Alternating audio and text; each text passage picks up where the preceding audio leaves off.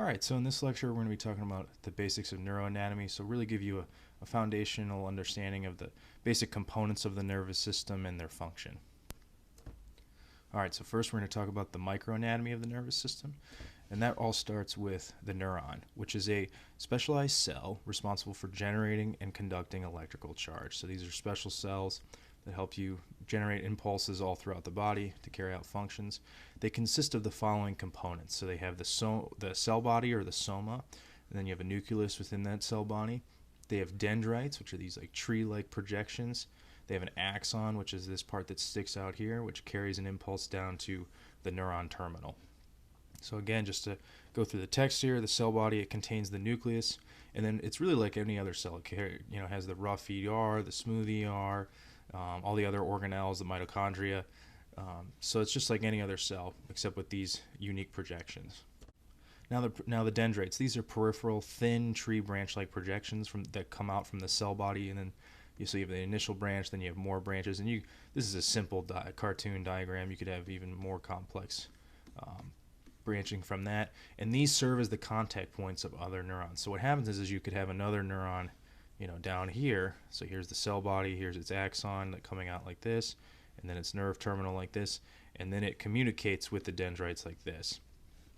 Now the axon, this is an extension of the cell body, so the cytoplasm continues on through the axon, full communication, and then into the neuron terminal, and this serves to carry the neuron impulse, either received or generated here in the cell body, down to the neuron terminal. Now the axon itself is covered in myelin, which it looks like this if we were to draw it in here on the diagram. And it serves as an electrical conductor. It's composed of phospholipids and proteins, and it's analogous to the rubber covering around an electrical cord. It just serves to insulate and keep in the charge as the impulse as it's projecting down the axon to the neuron terminal. And then there's two cells you can be aware of, is oligodendrocytes and Schwann cells. So these are the cells that produce and myelinate the axon. So the oligodendrocytes are in the central nervous system, CNS, and then the Schwann cells myelinate neurons in the peripheral nervous system, so the PNS. That's an important distinction to be aware of.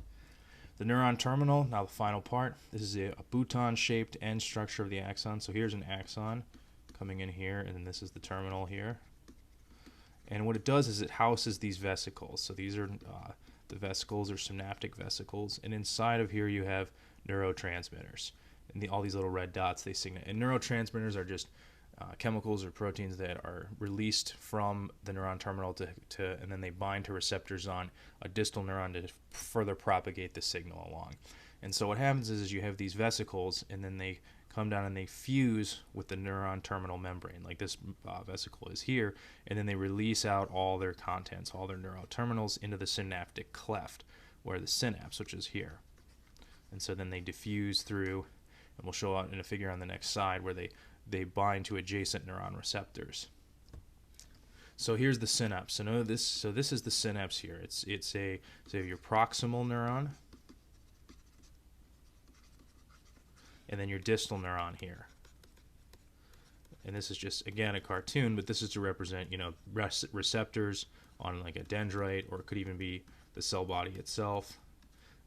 And so what happens is the definition here is it's a communication point between two neurons where an electrical impulse is transmitted. So that's an important concept to understand. And like I said, it consists with a proximal and a distal. And the proximal neuron has these vesicles, which, like we were discussing in the last slide, they fuse and then they release all these neurotransmitters into the cleft. So this is the synaptic cleft here, and it's a physical space that's just a communication between the two neurons. And then the neurotransmitters, they diffuse through, bind the receptors like we're showing here, and then they further propagate the signal from this neuron down to this neuron. And that's how you have this chain reaction of neurons communicating with each other throughout the body to carry out function. A specialized type of synapse that you should be aware of is the neuromuscular junction. And really, this is this is what's responsible for stimulating skeletal muscle contraction. And so what it involves is a neuron innervating a muscle. So it has this neuron terminal here, and that forms the proximal portion of the synapse. And then the distal portion of the synapse is actually not another neuron. It's what's called the motor end plate. And this is on skeletal muscle tissue itself. So if you draw in, you know, the striations here, this is muscle here. So you have the motor end plate on the muscle, and then you have the neuron coming in, traveling within a nerve, and it's going down and releasing. And then the neurotransmitter it releases is acetylcholine, which is these neurotransmitters here, and then it binds the nicotinic acetylcholine receptors. Those are important facts to be aware of. Now, to compare that with visceral innervation. So the neuromuscular junction is part of somatic innervation. So neuromuscular junction, NMJ, that is somatic because and it's called somatic because you're innervating skeletal muscle. The other thing to be aware of with somatic muscle innervation is that it's voluntary. It's, you know, voluntary. Any voluntary movement is somatic innervation. Versus visceral innervation, that is innervation of the organs and blood vessels. So it's different than the muscles innervation. And the neurons, the axons, they travel into the wall of the organ or the blood vessel to carry out its function. And so you can see here, this is a diagram, and we're going to go into much more detail about this diagram in the autonomic nervous system section. And really just to show you here, so you have your spinal cord here, this is your spinal cord, your sympathetic trunk here, ST, and you have these neuron fibers. These are axons of neurons, and they travel, and this diagram is just illustrating how it goes into all the different organs of the body to carry out function. And what happens is the terminals of these neurons, they release neurotransmitters directly onto the target tissue, resulting in immediate changes. So change in heart rate, blood vessel luminal change, so either dilation or constriction. And, you know, these are typically important in a stress reaction. Key thing to know about visceral innervation is it's involuntary versus the somatic innervation, which is voluntary, which is controls your muscles. And it's really, it's really one thing working together to maintain the body's internal homeostasis. It's almost like a monitoring system and an acting system. So it monitors for any changes that need to be made, and it makes them appropriately without you even knowing it. It takes care of it yourself. And it's just to respond to events in everyday life, stress, temperature changes. You go outside and it's cold, you know, you want to conserve your heat, so you want to, you know, the vessels in your arms and legs are going to constrict and reduce blood flow. That's why your hands and feet get real blue and cold when you step out into the cold. Is because your body's trying to conserve blood flow into the core to keep the main organs functioning and to conserve heat within the main part of the body. Visceral neurons, they carry both motor and sensory signals, and they carry them to the organs and blood vessels. When they go with, as far as motors, they cause smooth muscles to contract or relax. That's the big thing to know with that. Sensory signals, they travel from the organs and they travel to the spinal cord and the brain for processing. And again, it's just a constant stream of updates about the state of each organ. Neuron fibers. Now these are just some terms to be aware of. This is something that's not terribly high yield for a board exam, but it's something that, you know, in an anatomy course or a neuroanatomy course, you definitely would be responsible for knowing, and and it helps you distinguish the functions of different nerves and neurons as well. So these are functional. So neuron fibers. So we've talked about the structure of a neuron fiber. Now there's different neuron fibers that have different functions, and so that's what we're going to go to. And then the nerves. So a peripheral nerve. So you have your spinal cord like this, and then you have a peripheral nerve coming off like that. And it can carry all types of neuron fibers. So it doesn't just carry one type. It can carry neuron fibers coming out that, you know, innervating a muscle, and it can carry sensory fibers coming back in. Multiple different fiber types can be carried within one peripheral nerve. So, and you'll see there's a couple different ways to group these together. There's afferent and efferent. Afferent. Now, what does that mean? That means it's going to the spinal cord or the CNS. And then you have efferent. We'll do this, draw this down here. Efferent means going away from the spinal cord. So spinal cord here or CNS here, and then it's going out into the periphery, you know, muscles, glands, etc. You get the picture. Acting on some type of structure to carry out a function. So that's afferent, efferent. So let's talk about, so we talked about somatic versus visceral. So we'll talk about here, we got the general somatics here, general somatic afferent, general somatic efferent. So general somatic afferent, they transmit pain, temperature, touch, and proprioception. So different types of sensations. Somatic efferent, it's very simple, it just carries motor signals. So this is your run-of-the-mill nerve carrying a signal to a muscle to contract, skeletal muscle.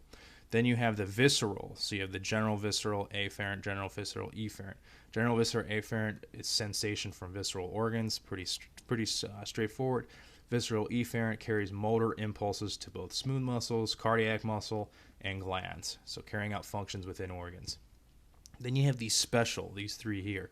These are really relevant for the cranial nerves, and we'll talk about them more in depth in the head and neck lecture. But the special somatic, it's usually because it's like special senses. That's really what it means. And so it transmits special sensations such as vision, hearing, equilibration. So like the optic nerve, which is carrying vision signals, would be as an example of a special somatic afferent. Then you have special visceral afferent, which is smell, taste sensations. Again, these are in cranial nerves as well. Special visceral efferent. So these are carrying out motor impulses in the head and neck region, and that includes muscles of mastication, facial expression, pharynx. And really these are confined to cranial nerves because cranial nerves are responsible for these. But it's just something to be aware of. Someone on a test may give you an example of a nerve and ask you what type of neuron fibers are traveling in it. Also, just I know this is boring, but we got to do it, is the terminology. And this terminology is actually very important. It's both good for not just neuroanatomy, but anatomy in general. You want to be aware of this because these structures come up again and again and again throughout the subsequent chapters. So a nucleus. Now, the nucleus is one of those things in biology has many definite definitions or examples. So we're not talking about the nucleus within a cell, your standard biology. What it means is it's a collection of cell bodies within the CNS, and then a neural tract is the collection of the neuron processes in the central nervous system. So if we do this, the CNS, so we have a bunch of different cell bodies here of neurons, and then they have their axons that come out like this. So these lines represent their axons. This collection of cell bodies is called a nucleus. Okay, this collection of axons traveling together, that's a tract or a neural tract. So that's important. So in the brain here, you would have collections of cell bodies out here and then traveling neuron tracts, so bundles of neuron axons together. Now a ganglion is a collection of cell bodies in the peripheral nervous system. So a ganglion would be a structure out here, and again it's in the PNS.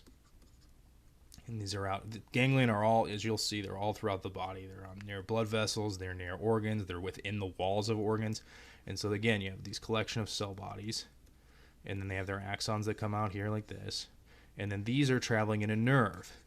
So what I want you to understand here is that a nerve, any nerve you pick, a median nerve, ulnar nerve, sciatic nerve, any of those nerves, what's traveling within those nerves is the axons from cell bodies that are housed in either a ganglion or in the spinal cord here.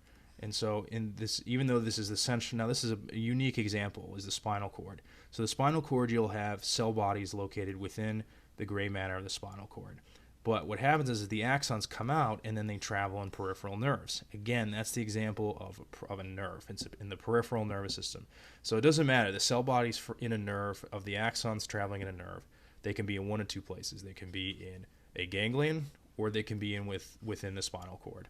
Same definition, because you're still in the peripheral nervous system. You're outside the spinal cord. That's by definition, when you're outside the spinal cord, you are in the peripheral nervous system. And the axons traveling within those nerves, their cell bodies, again, just to review, can be from one of two places. They can be in ganglion or they can be in the spinal cord. Now, just to finish this out here, so you got gray matter, which consists mainly of cell bodies, as you've probably deduced from my other explanations, and then white matter is collections of axons that carry signals between.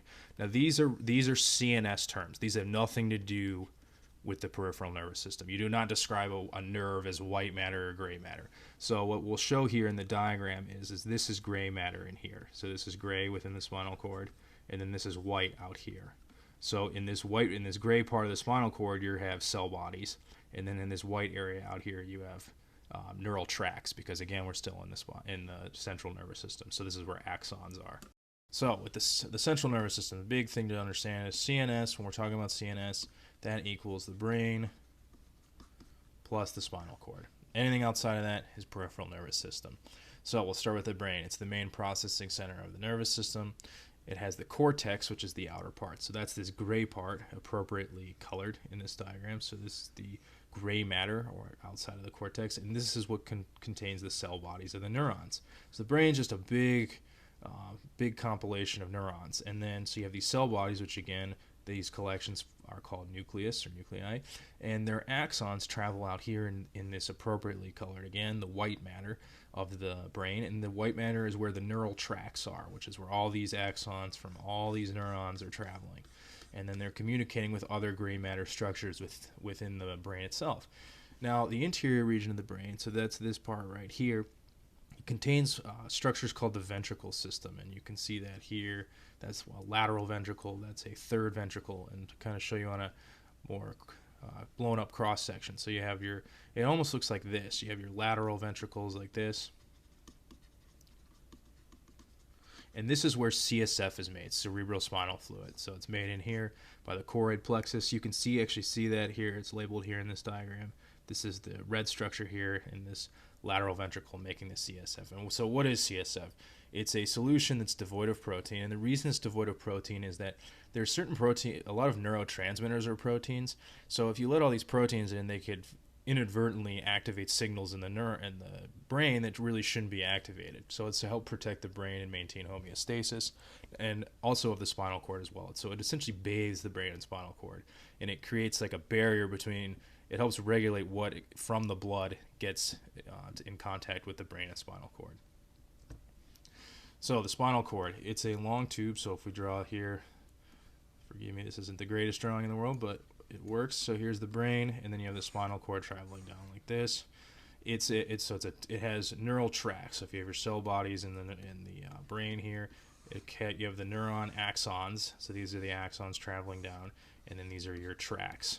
So it contains tracks of axons coming from brain neurons, cell bodies, and going back and forth, communicating with the brain. It also, within each of these cross sections of the spinal cord, you have, in the gray matter here, you have cell bodies. So spinal cord not only has axons and tracks, it also has cell bodies of neurons contained in this gray matter. So the other thing key here is, again, just to beat this home, once a neuron leaves the spinal cord, it is in the peripheral nervous system. So once a neuron leaves outside of here, it is traveling in a nerve, and that is the PNS. And the spinal cord levels, there's 31 total. There's at the cervical level, and it corresponds to the vertebral levels. Not exactly, but pretty close. And then you have the thoracic levels, the lumbar levels, sacral levels, and the coccygeal. Now, it's important when you're talking about levels, you want to make sure that you're specifying, is it at the spinal cord level or is it the vertebral level? Because it's not always the exact same location. The spinal cord level actually refers to what level of the cord you are actually in. Vertebral level corresponds to what specific vertebrae you are at. That's an important distinction, and we'll talk more about that in the spine lecture in Chapter 2. Now, just to drive this home, we're showing a cross-section of the spinal cord here.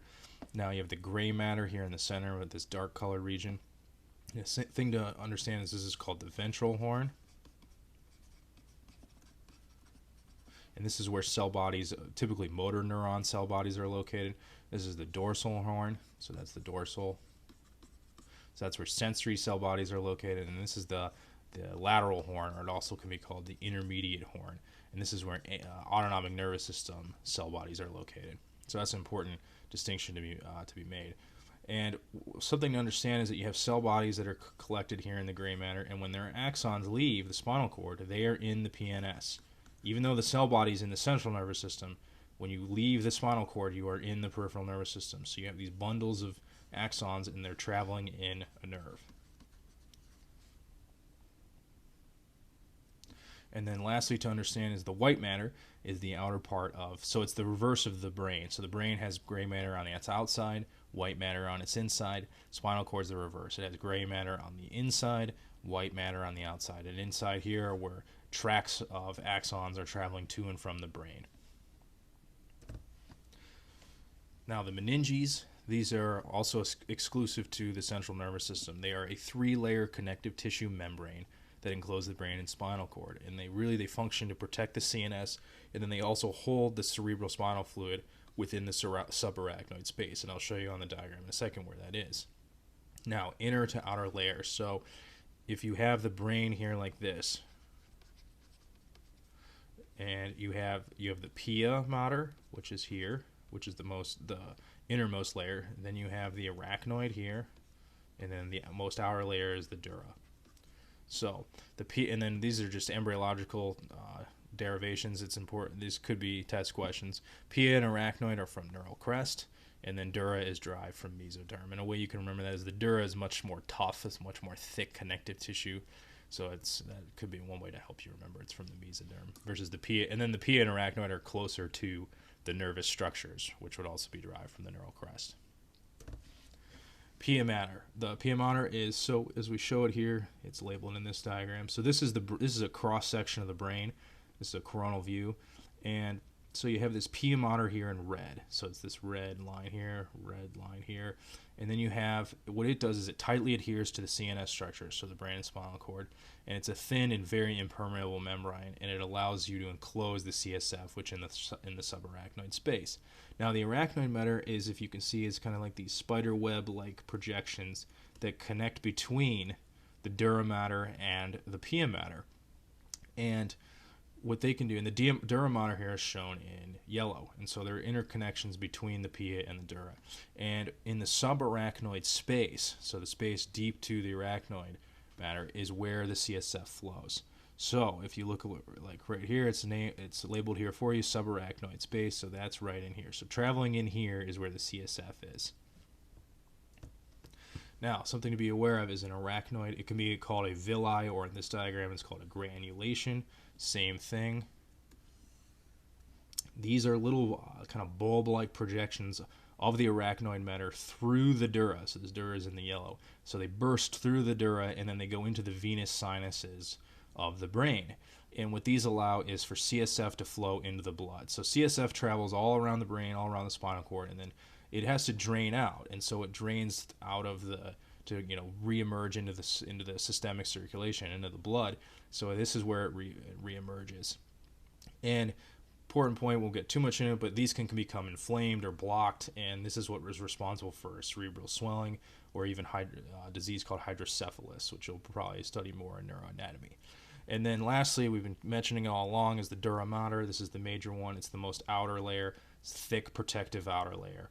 And this is signified here in yellow. So just to review, you have the pia mater, which goes just over the CNS structures. Then you have the arachnoid, which are kind of like these spider web-like projections. You have CSF, which travels deep to that. So that's the arachnoid. And then you have this nice, thick connective tissue, which is the dura.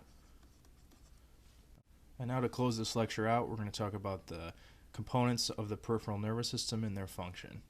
So cranial nerves, first part, we're going to go into much more depth about these in the head and neck lecture, but this just to give you an idea of what these are going forward. They're 12 pairs of nerves, so you have 12 for the right side of the head and neck, 12 for the left side, and then they travel in the cranial region, and they carry motor, sensory, and then also the special sensory fibers we were talking about.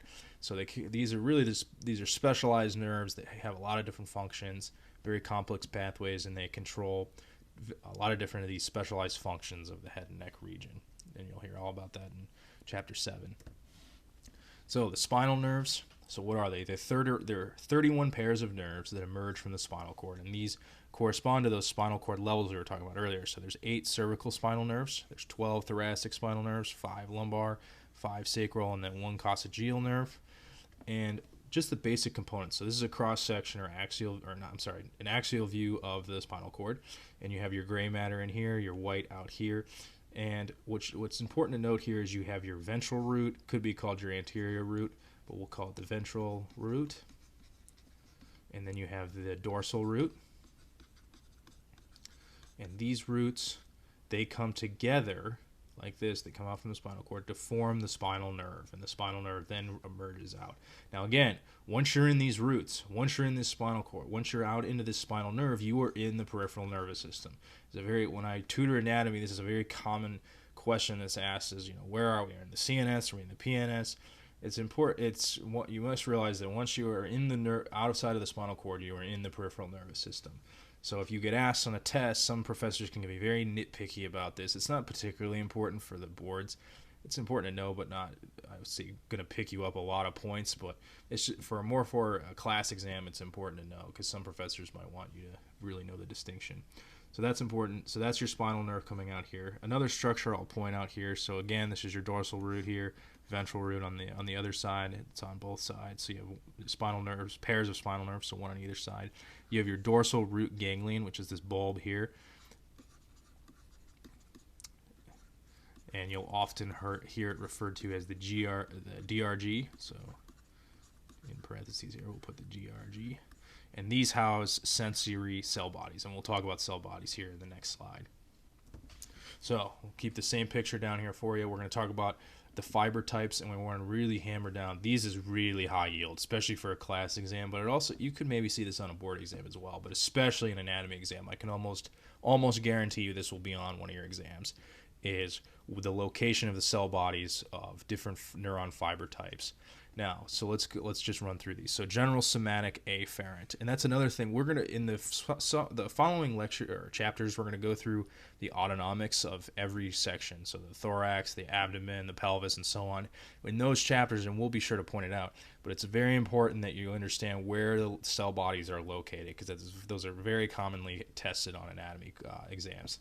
So we'll start here with general somatic afferent. So what does that mean? Somatic means, you know, it's involved, it innervates the skin specifically, so dermatomes, specific areas of skin are innervated, and then it's sensory innervation. Now, so that means the neuron fibers are coming from the skin and they're coming towards the spinal cord. So the dorsal root ganglion, that's where the cell bodies are located. So the cell body, so what it looks like here is it's almost like kind of like a twig that sticks up or a bulb that sticks up. And so the axon comes in like this, and then it goes up into the cell body here, and then it comes back down into the dorsal root, or the dorsal root, and then the dorsal horn of the spinal cord. So that is where the sensory fibers travel. So this is where the cell bodies are, the DRG, or the dorsal root ganglion, for general somatic afferent. General visceral afferent. So this is the, you know, your autonomic, your sensory from your organs. So this is going to be coming from, you know, organs within the body. So you're going to have the neuron or the axon coming from the neuron in here. And again, it's going to come in through the spinal nerve. Now, you might be wondering, can these travel together? Of course they can. So somatic and visceral in this area can travel together. So their cell bodies are here as well. So that's an important thing to understand, is that there are both somatic and visceral cell bodies located in the dorsal root ganglion. So they come in here, and then their axon continues on in the dorsal root ganglion. Just so you can fully understand this, is it comes out and it has two ends like that. So this is the DRG here, and then it comes out from here and here. And then, so the general somatic efferent, so we're going to talk about the efferents here. So general somatic efferent, those are located, so somatic is voluntary skeletal muscle innervation. So those cell bodies are going to be located in here, in the ventral horn, and then the axon is going to exit out through the ventral root and then travel into the spinal nerve and then out into the peripheral nerves to innervate the muscle. General visceral efferent, these cell bodies are located in the lateral horn, so this little part here. So these cell bodies are located here as well in the lateral horn. And important to know is these cell bodies are only in the T1 to L2 levels, and we'll go over that more in the autonomics lecture. So, and again, so the cell bodies are here, the axons come out and travel through the ventral root, through the spinal nerve, and then on. And we'll talk about the distal pathways involved in that in the autonomics lecture. So a lot covered in this slide. This is all very high yield. If you want to watch it again, just to get a full, firm understanding, this would be worth your while to have a good understanding of. Ventral and dorsal primary rami. So these are not the same as the roots. So these are your ventral roots here. So here's your ventral root. A lot of different terms. You got to be aware of the different terms. So this is your dorsal root here. Dorsal root here. Now, if we go over here, so here's your root. Here's your roots coming together. Spinal nerve here. Okay. So the spinal nerve is going to come out like this, and then it's going to bifurcate into two divisions. So you're going to have the ventral primary ramus. So this is the ventral primary ramus, and that's going to be that coming out that way. And then you have the dorsal primary ramus. Now ventral is coming out anterior, dorsal is going out posterior. dorsal primary ramus. Okay, ramus. So roots, spinal nerve, then the rami. Okay, rami is plural for ramus. And so what does the ventral primary ramus do? It helps. These come out, and these are what form your nerves in your peripheral nervous system. So they form plexuses, peripheral nerves that go on to innervate muscles and all their types of structures, both visceral innervation and somatic innervation. So you have axons from autonomic neurons traveling in here, and then also axons from somatic, so both voluntary and involuntary impulses coming through here. Dorsal, these go on to provide really only somatic innervation. So there's no autonomic innervation going through the dorsal ventral ramus. And these go to the skin and the deep muscles of the back. So that's really, the dorsal is really easy. It's one of two things. It's either somatic, it's both somatic, okay? And then it's either sensory to the skin or it's deep back muscles. And we'll talk about the deep back muscles in chapter 2. So the deep back muscles innervation is easy to remember. It's just dorsal ramus of the spinal nerve. So that's the distinction between the ventral and dorsal rami. So a plexus. These are major structures throughout the body that we're going to be talking about in subsequent chapters. So what is a plexus? It's a network of nerves that carry both motor and sensory fibers. So you can have motor fibers going out, sensory fibers coming back in. It's really just it's almost like, you think of this like a highway. Really, nerves, plexuses, spinal cord, it's like a highway. You have some, on a highway you have a bunch of cars going one way, and then you have a bunch of cars going the other way. Same thing, you have your efferent fibers and your afferent fibers, okay? And so the spinal plexuses, these are there's two types of plexuses, the spinal plexus and the autonomic plexus. This slide we'll talk about the spinal. These are what carry nerve. These are what you think of in a plexus. So these carry neuron fibers, and then they form nerves. They go on to carry out somatic innervation, so skeletal muscle innervation, and then they also cover specific skin innervation. So the difference between somatic and visceral innervation, and we'll talk about this in the ANS lecture as well, is somatic is very specific.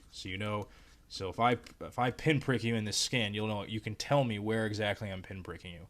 If you have something that is inside of you, touching one of your organs or irritating one of your organs, you're going to kind of have like a dull sensation in that region, but you can't exactly tell me exactly where it is. That's kind of the basic difference. We'll get into that more in the ANS. So the world famous brachial plexus that every medical student has to learn, and some hate it, some love it. Either way, we're going to go through it because you got to know it. The brachial plexus is probably one of the highest yield topics for the board exams.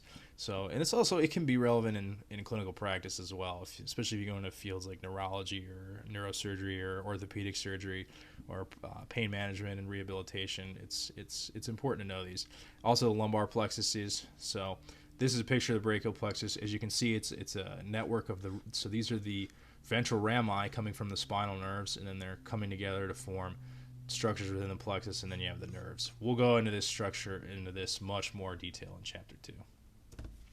Now, autonomic plexuses, these are what provide visceral innervation, so innervation to the organs, specific organ systems. And so really a lot of these organs have their own plexus system.